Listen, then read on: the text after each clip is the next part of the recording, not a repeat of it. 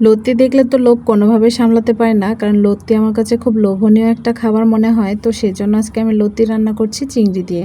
তো এদিকে লতিগুলো আমি বেছে নিচ্ছিলাম, কারণ ফ্রিজে রাখা ছিল, একদম শুকনো হয়ে গেছে, উঠতেছিল না। তো এদিকে আমি লতিগুলো ছিলে বেছে নিয়ে তারপরে আমি এখানে কড়াইয়ে দিয়ে দিলাম সেই ধুয়ে রাখা লতি এবং পেঁয়াজ, তারপর একটু কাঁচামরিচ ফালি করে দিয়েছি এবং দিয়েছি লবণ, হলুদ, জিরা গুঁড়া, আর একটু দিয়ে দিয়েছি আদা রসুন বাটা, আর একটু দিয়ে দিয়েছি আমি মরিচের বাটা দিয়ে একটু সরিষার তেল দিয়ে যদি এই তরকারিটা রান্না করা হয় বেশ মজা লাগে। তো লতিগুলো আমি খুব ভালোভাবে এখানে মাখিয়ে নেব। তো লতিগুলো যত বেশি মাখাবেন তত বেশি ভালো লাগবে।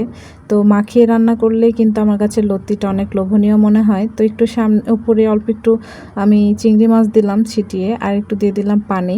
তো চিংড়ি মাছ খুব বেশি ছিল না, যতটুকু ছিল এতটুকু দিয়ে আমি লতিটা রান্না করছি। তো বলক উঠে আসলে নেড়ে চেড়ে একটু শুকিয়ে নিলে আমার লতিটা একদম কমপ্লিট হয়ে যাবে। তো আপনারাও কিন্তু এভাবে লতির তরকারি রান্না করতে পারেন।